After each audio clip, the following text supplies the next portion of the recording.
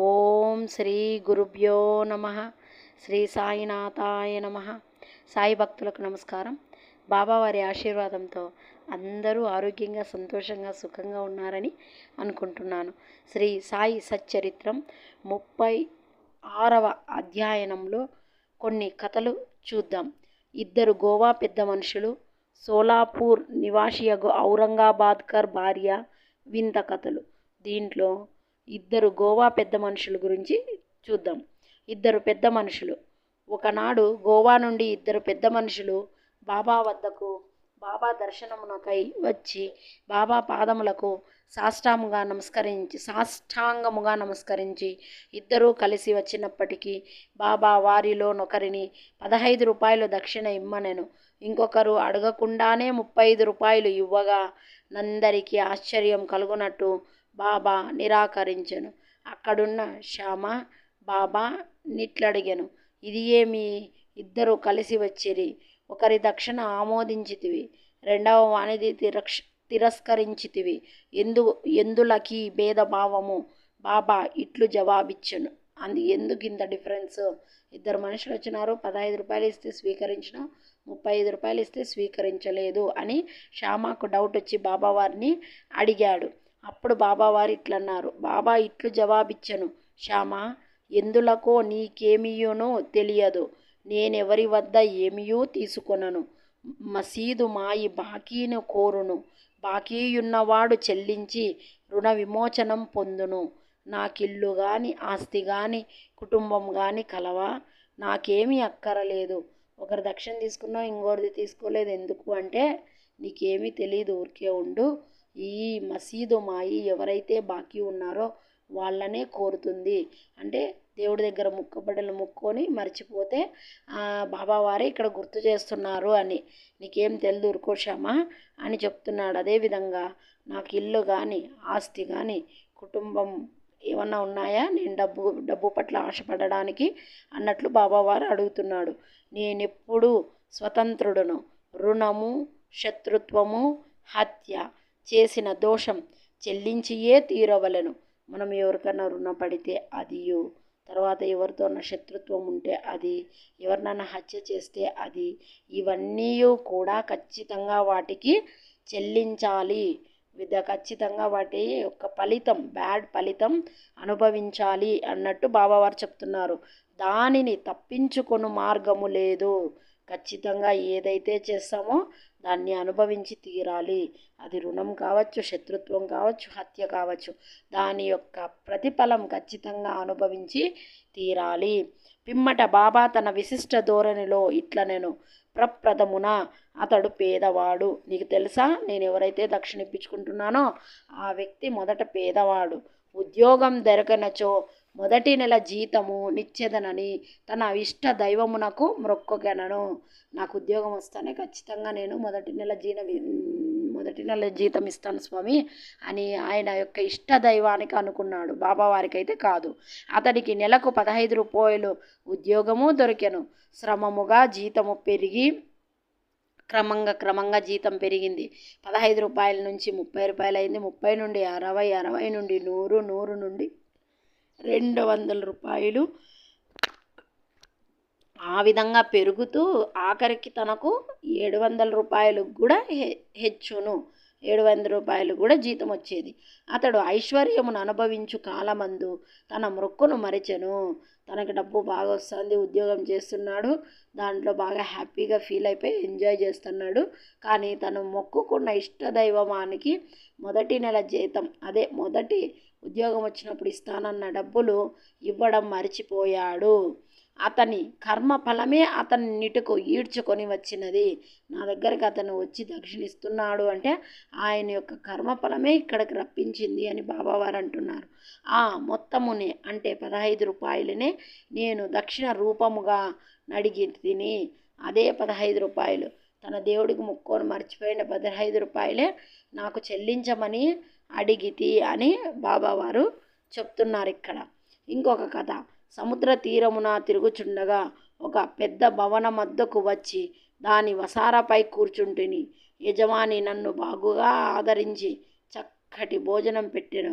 బీరువా పక్కన శుభ్రమైన స్థలం చూపి అక్కడ పరుండమనెను. నేనక్కడ నిద్రపోయితిని. నేను గాఢ నిద్రలో నుండగా ఆ మనిషి యొక్క రాతి పలకను లాగి గోడకు కన్నం చేసి లోపల ప్రవేశించి నా జోబులో నున్న ద్రవ్యమంతయు దొంగలించెను. నేను లేచి చూసుకునగా 30,000 రూపాయలు పోయినవి. నేను మిగులు బాధపడి తిని ఏడ్చుచూ కూర్చొని పైకమంతయు నోట్ల రూపంలో నుండెను. ఆ బ్రాహ్మణుడే దానిని దొంగలించననుకొంటిని. భోజనము నీరు రుచించవాయెను. భోజనం నీరు తినాలనిపించలేదన్నమాట. నీరు త్రాగననిపించలే, భోజనం తినాలనిపించలే. డబ్బులు పోయింది కదా. వసారాపై ఒక పక్షకాలం అంటే 15 రోజులు కూర్చుండి నాకు కలిగిన నష్టము కేడ్చుచుంటిని. ఆ విధంగా నష్టం కలిగిందని ఏడుస్తూ ఉండేవాడు. పిమ్మట ఒక పకీరు దారి వెంట పోవుచూనే ఏడ్చుచుండుట చూచి ఎందులా కేడ్చుచుంటివి అని అడిగాను. నేను జరిగిన వృత్తాంతం చెప్పి తిని. వారిట్లనిరి, నేను చెప్పినట్టు చేసినట్లయితే నా డబ్బు నీకు దొరుకును.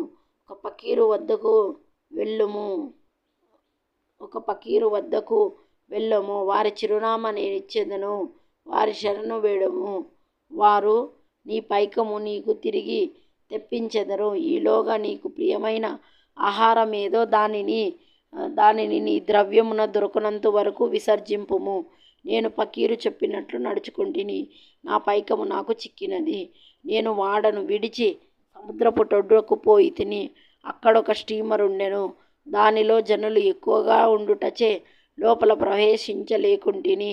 ఒక మంచి నౌకరు నాకు తోడ్పాటుగా నేను లోపలికి పోవుట, అది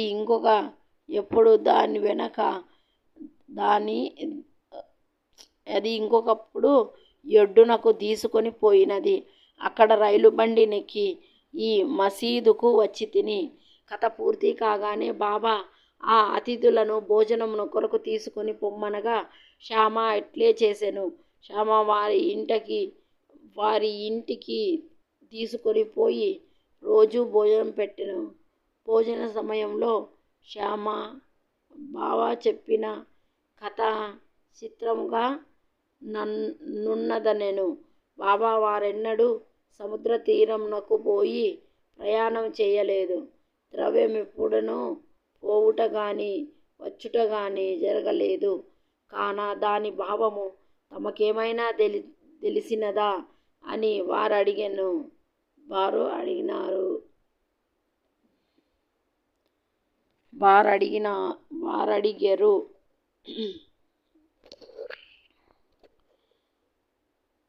అతిథుల మనసులు కరిగెను.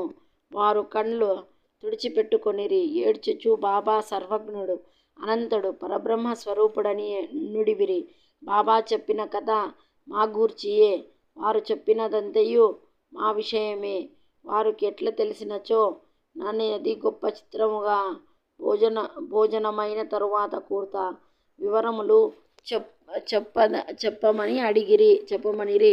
భోజనమైన పిమ్మట తాంబూలం వేసుకొనుచు అతిథులు వారి కథను చెప్పదొడంగిరి. అందులో నొకరు ఇట్లు చెప్పిరి. లోయలోనున్న యూరు మా స్వగ్రామం.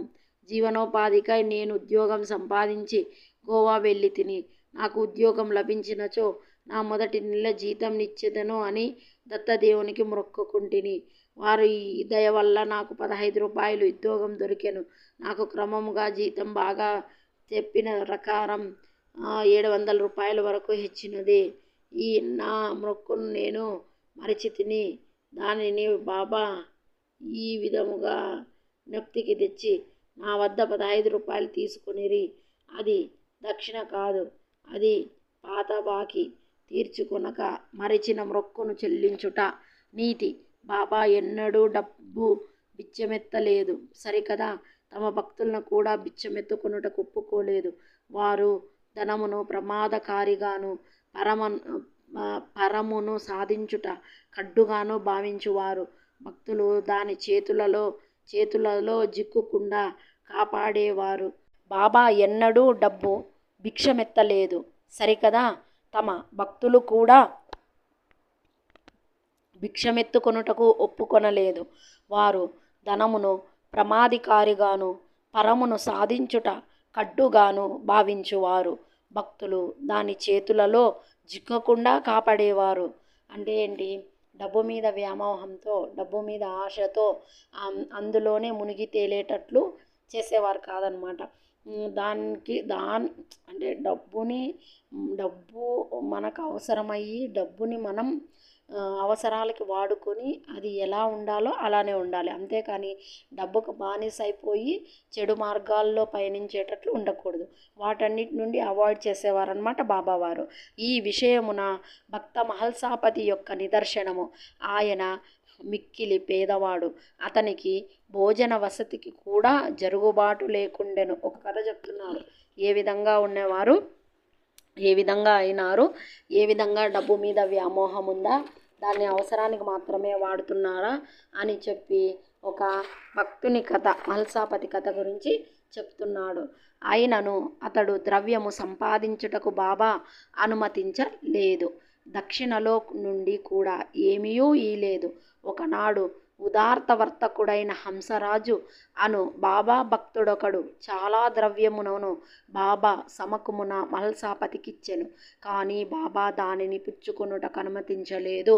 మహల్సాపతి పేదవాడని మహల్సాపతికి వేరే వాళ్ళు హంసరాజు అనే అతను హెల్ప్ చేయాలని చూశాడు. కానీ బాబావారు అనుమతి ఇవ్వలేదన్నమాట. బాబావారు అనుమతిస్తేనే ఆయన తీసుకుంటాడు, లేకపోతే మహల్సాపతి తీసుకోడు. బాబా ఏ విధంగా ఉందో చూద్దాం.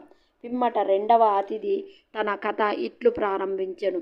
నా బ్రాహ్మణ వంట మనిషి నా వద్ద 35 సంవత్సరముల నుండి నౌకరీ చేయుచుండెను. దురదృష్టమున వాడు చెడ్డ మార్గములో పడెను. వాని మనస్సు మారిపోయెను. వాడు నా ద్రవ్యమనంతయు దొంగలించెను.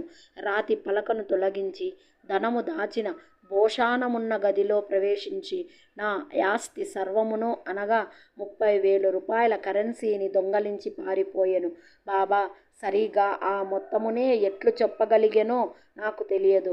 రాత్రింబవళ్ళు ఏడ్చుచూ కూర్చుంటిని. నా ప్రయత్నములన్నీ విఫలమైనవి.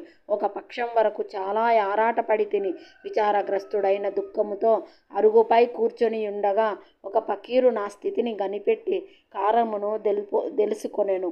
నేను వివరములన్నీ తెలిపి తిని. అతడు షిరిడీ సాయి అను ఔలియాయున్నారు. వారికి మ్రొక్కుము, నీకు ప్రియమైన ఆహారమును విడిచిపెట్టు. నీ మనస్సులో వారి దర్శనం చేయు వరకు నీకు ప్రియమైన ఆహారమును తిననని మొక్కుకొనుము అనెను. నేనటులనే బాబా నా ద్రవ్యము దొరికిన పిమ్మట, మీ దర్శనం చేసిన పిమ్మట నేనన్నము తినెదను అని మొక్కుకొంటిని. దీని తరువాత 15 దినములు గడిచెను. బ్రాహ్మణుడు తనంతట తానే నా డబ్బుకు నాకిచ్చెను. అంటే బాబావారు డబ్బుని ఎంతవరకు తీసుకోవాలి, దాన్నే డబ్బునే పిచ్చిగా భ్రమించే వాళ్లకు ఎలా ఉంటుంది అని ఒక చిన్న కథ మహల్సాపతి దగ్గర చెప్తున్నాడనమాట. ఒక బ్రాహ్మణుడి వంట మనిషి 35 సంవత్సరాల నుండి చేస్తూ 30,000 రూపాయలు ఎత్తుకొని వెళ్ళిపోతాడనమాట. బ్రాహ్మణుని డబ్బు వంట మనిషి ఎత్తుకొని పోతాడు. తర్వాత ఒక ఫకీరు కనిపించి బ్రాహ్మణుడికి, నీకు ఇష్టమైన ఆహారంలో ఆ డబ్బు దొరికే వరకు ఇష్టమైన పదార్థం తినను అని మొక్కుకో, బాబావారి దర్శనం చేసుకో, నీ డబ్బు దొరికిన వెంటనే బాబావారిని దర్శనం చేసుకో అని ఒక ఫకీరు అతనికి షిరిడీ వెళ్ళు, ఖచ్చితంగా నీకు పరిహారం దొరుకుతుంది అని ఆ బ్రాహ్మణుడికి ఒక ఫకీరు చెప్తాడనమాట.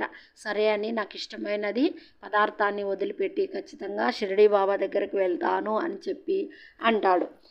దీని తర్వాత 15 దినాలు గడిచిపోయిన తర్వాత బ్రాహ్మణుడు తనంతట తానే నా డబ్బు నాకిచ్చెను.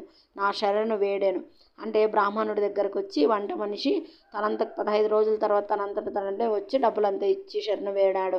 వాడిట్లా నేను పిచ్చి ఎత్తి ఇట్లు చేశాను, నాకు పిచ్చి పట్టి నేను ఇట్లా చేశాను, నా శిరస్సు నీ పాదములపై పెట్టి తిని దయచేసి క్షమించండి. బ్రాహ్మణుడి దగ్గర వంట మనిషి ఎత్తుకుపోయినాడు కదా 30,000, ఆ వంట మనిషి వచ్చి నాకు పిచ్చి పట్టింది, అందుకే నేను ఇట్లా చేస్తున్నాను, నన్ను క్షమించండి అని కోరుకుంటున్నాడు అనమాట బ్రాహ్మణుని. ఈ విధముగా కథ సుఖాంతమైంది. ఆ విధంగా కథ సుఖాంతమైంది. ఇందులో బాబావారు ఏ విధంగా ఇన్వాల్వ్ అయినారు, ఏ విధంగా చేస్తున్నారో చూద్దాం. నాకు కనిపించి సహాయం అనర్చిన పకీరు తిరిగి కనబడలేదు. ఆ విధంగా పకీరు చెప్పాడు కదా, నీకు ఆహారంలో ఇష్టమైన అరుగు మీద కూర్చొని 15 రోజుల పాటు ఏడ్చినాడు. మిగతా 15 రోజులు గడిచిపోయాక నెల పూర్తి అయిన తర్వాత వంట మనిషి వచ్చి డబ్బులు ఇచ్చేసినాడు బ్రాహ్మణుడికి. అప్పుడు బ్రాహ్మణుడు పకీరు చెప్పినట్టే నా డబ్బు దొరికింది, ఆహారంలో ఇష్టమైన పదార్థాన్ని వదిలిపెడతానని చెప్పినాను, కాబట్టి ఇంక షిరిడి బాబాని దర్శించుకోవాలి అని చెప్తాడనమాట. ఫకీరు చెప్పిన షిరిడి సాయిబాబాను చూచుటకెంతో గాఢమైన కోరిక కలిగింది బ్రాహ్మణుడికి. మా ఇంటికంత దూరము వచ్చిన వారు షిరిడి సాయిబాబే అని నా నమ్మకం. కాబట్టి నా కోసం అప్పుడు నేను బాధపడుతున్నప్పుడు వచ్చిండేది ఎవరో కాదు, బాబావారే అని బ్రాహ్మణుడు అనుకుంటున్నాడు. ఎవరైతే నాకు కష్టపడి నా ద్రవ్యమును తిరిగి తెప్పించిరో అట్టివారు 35 రూపాయలు కొరక పేరాస చూపెదరా. దీనికి వ్యతిరేకముగా నా వద్ద నుంచి ఏమీయో ఆశించక ఎల్లప్పుడూ తమ చేతనైనంత వరకు బాబా మమ్మలను ఆధ్యాత్మిక మార్గమున నడిపింతురు. కాబట్టి ఇదంతా కూడా బాబావారే చేశారు, మమ్మల్ని ఆధ్యాత్మిక మార్గంలో నడిపిస్తున్నారు అని చెప్తున్నాడు. దొంగలించిన నా ద్రవ్యము దొరికిన వెంటనే మిక్కిలి సంతసించి మైమరిచి నా మొక్కను మరచి తిని. ఒకనాటి రాత్రి నేను కొలాబాలోనున్నప్పుడు బాబా స్వప్నంలో జూచి తిని షిరిడీకి పోవాలన్న సంగతి అప్పుడు జ్ఞప్తికి వచ్చెను. నేను గోవా వెళ్ళి తిని అక్కడ నుండి స్టీమర్ మీద బొంబాయి వెళ్ళి అటు నుండి షిరిడీకి నిశ్చయించి తిని. నేను హార్బర్ వద్దకు పోగా స్టీమర్లో జాగా లేకుండెను.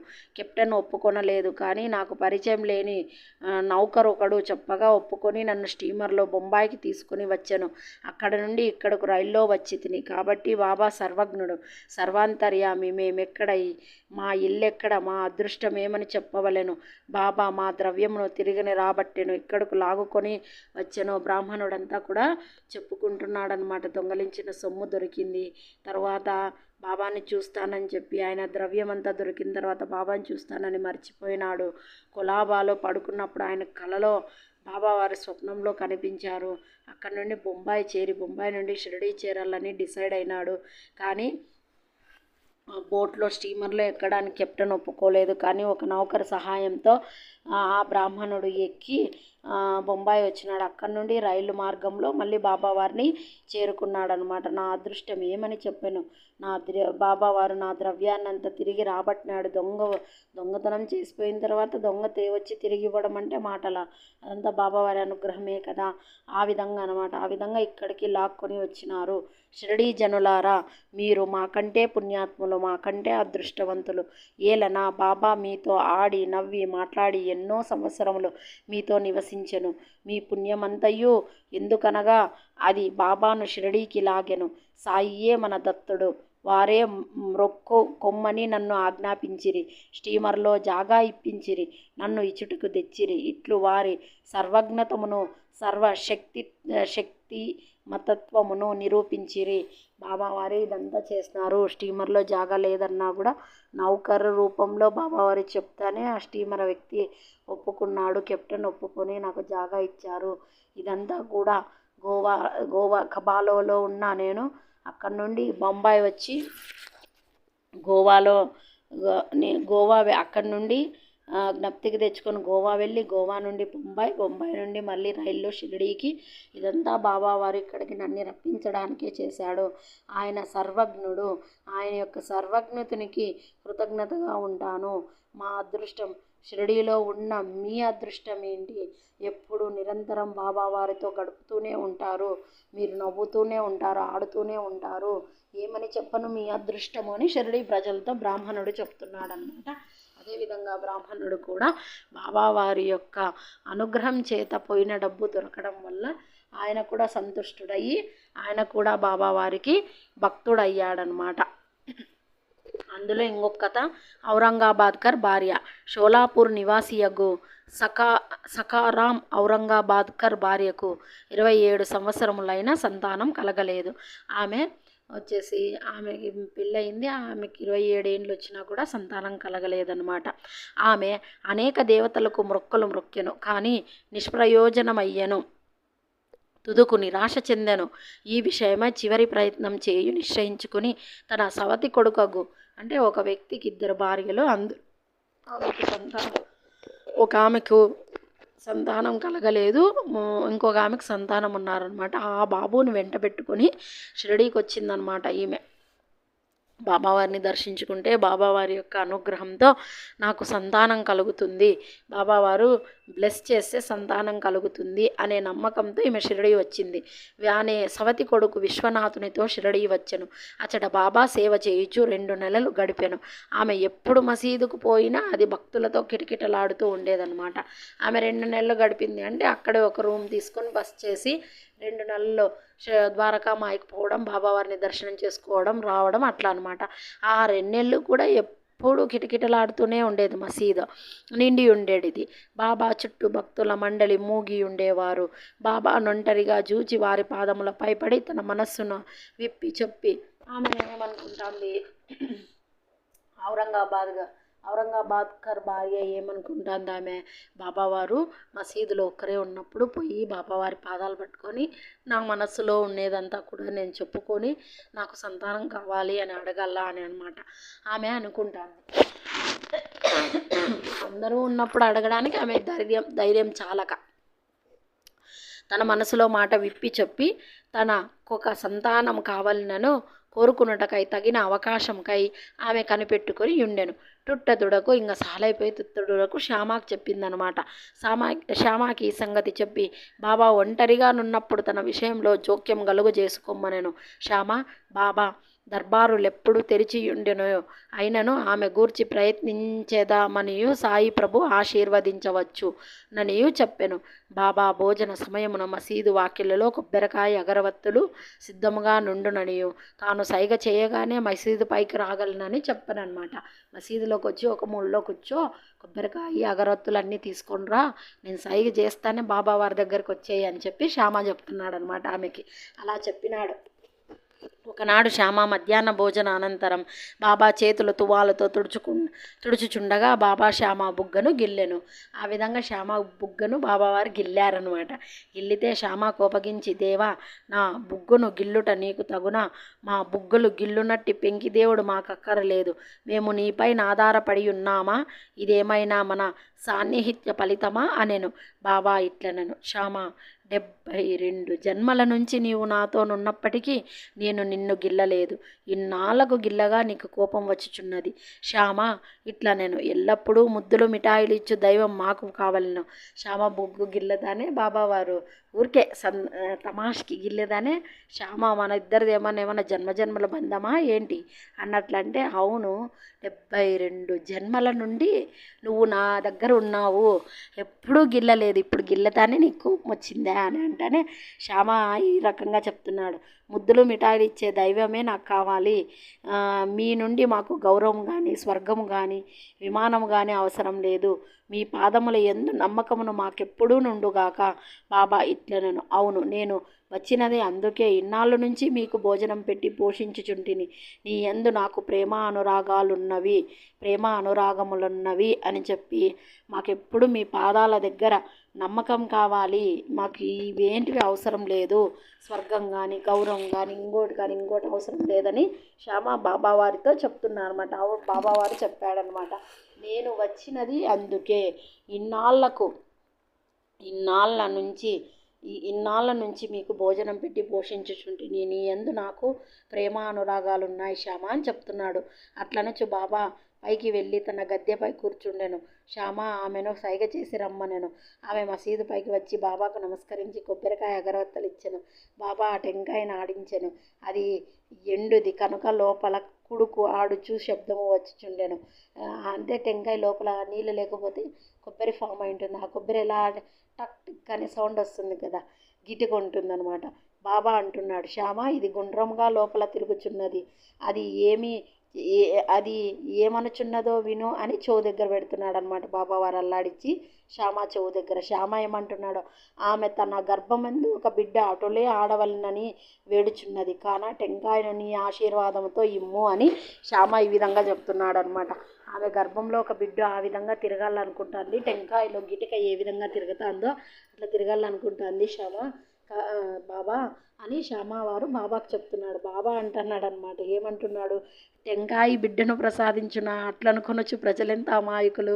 బాబావారు అంటున్నారు అనమాట, టెంకాయ బిడ్డ ఇస్తుంది, ఆహా ప్రజలు ఎంత అమాయకులంగా ఉన్నారంటే.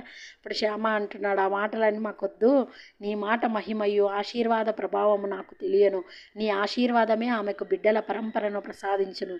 నీవు మాటలచే కాలయాపన చేయించు ఆశీర్వాదం ఇవ్వుకున్నావు. ఈ టెంకాయలో గిటుక తిరుగుతూ ఉంటే, కొబ్బరి తిరుగుతూ ఉంటే, ఎండుకుపోయి కొబ్బరి తిరుగుతూ ఉంటే, కొబ్బరి గిటుగ్గా మారిపోయి గుండ్రంగా తిరుగుతూ ఉంటే టెంకాయ బిడ్డను ప్రసాదిస్తుందా, ఆహా ఎట్లా శ్యామ అని అంటే, శ్యామ ఇవన్నీ మాటలు కాలయాపన చేస్తున్నావు, నువ్వు బ్లెస్ చేస్తే చాలు సంతానం కలుగుతుంది అన్నట్టు శ్యామ వేడుకుంటున్నాడు. ఆ సంవాదం కొంతసేపు జరిగెను. బాబా పదే పదే టెంకాయను కొట్టమనుచుండెను. శ్యామ టెంకాయను కొట్టకుండా నా స్త్రీకే ఇవ్వమని వేడుచుండెను. బావారు పదే పదే ఆ టెంకాయను కొడదామంటున్నాడు. శ్యామ వద్దు, కొట్టద్దు, ఆ టెంకాయని ఆ భక్తురాలకి ఇచ్చేసేయి, ఇక సంతానం కలగని అని చెప్తున్నాడు. తుదుకు బాబా లొంగి ఆమెకు సంతానం కలుగుననెను. సరే శ్యామ ఈ విధంగా డిస్కషన్ చేసి, సరే నీకు సంతానం కలుగుతుంది పో, ఈ శ్యామ అంటున్నాడు కదా, సరే నీకు వరం ఇచ్చేస్తున్నాను అన్నట్టు బాబావారు అంటున్నారనమాట. ఎప్పుడని శ్యామ అడిగాను. 12 మాసాలలోని బాబా జవాబిచ్చాను. 12 నెలల్లో ఈమె ఖచ్చితంగా బిడ్డనెత్తుకుంటుంది, వెళ్ళమను అన్నట్టు చెప్తున్నాడు. టెంకాయను పగలగొట్టిరి, ఒక చిప్పను ఇరువురు తినిరి. ఒక చిప్పను టెంకాయ పగలగొట్టి అందులో ఒక చిప్పను శ్యామను బాబావారు తిని, ఇంకో చిప్పను ఆమెకి ఇస్తారనమాట భక్తురాలకి. రెండవ చిప్ప ఆమెకి ఇచ్చిరి. అప్పుడు ఎవరైతే సంతానం కోరుతోందో ఆమె ఔరంగాబాద్కర్ భార్య. అప్పుడు శ్యామ ఈ స్త్రీ వైపు తిరిగి, అమ్మ నీవు నా మాటలకు సాక్షివి, నేను అంటున్నా కదా 12 నెలల్లో బిడ్డనెత్తుకుంటావని, ఆ మాటలకు సాక్షివి నీవే.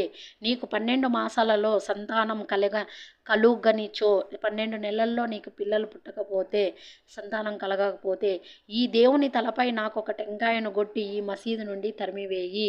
ఈ మసీదుకి రా, ఒక టెంకాయ తీసుకొచ్చి నా నెత్తిన కొట్టు, నేను చెప్పిన మాట తప్పైతే అన్నట్టు బాబావారు అంటున్నారు. ఇందుకు తప్పినచో నేను మాధవుడు గాను, మీరు దీనిని జూచెదరుగాక. ఇది తప్పితే నేను మాధవుణ్ణి కాదు అని చెప్తున్నారు బాబావారు. అంటే అది అక్షరాల సత్యంతో ఖచ్చితంగా జరిగి తీరుతుంది అని. ఆమె 1 సంవత్సరంలో కొడుకును గనెను. 5వ మాసంలో కొడుకును మసీదుకు తీసుకువచ్చి భార్యాభర్తలు బాబా పాదములపై బడిరి. కృతజ్ఞుడగు తండ్రి, అదే ఔరంగాబాద్కర్ అనే భార్య కదా, ఆ ఔరంగాబాద్కర్ కృతజ్ఞతగా 500 రూపాయలు ఇచ్చెను బిడ్డ పుట్టినాడని. బాబా గుర్రము శ్యామకర్ణకు ఈ ధనముతో శాల కట్టించెను. ఈ విధంగా బాబావారు వాళ్ళకి సంతానాన్ని ప్రసాదించారనమాట. వాళ్ళు ఇచ్చిన 500 డబ్బుతో శ్యామకర్ణ గుర్రానికి శాల కట్టించాడనమాట. ఓం శ్రీ సాయినాథాయ నమః. 36వ అధ్యాయం సంపూర్ణం. సద్గురుం శ్రీ సాయినాథార్పణమస్తు. నా వీడియోస్ మీకు నచ్చినట్లయితే లైక్ చేయండి, షేర్ చేయండి, సబ్స్క్రైబ్ చేయండి. Thanks for watching my video.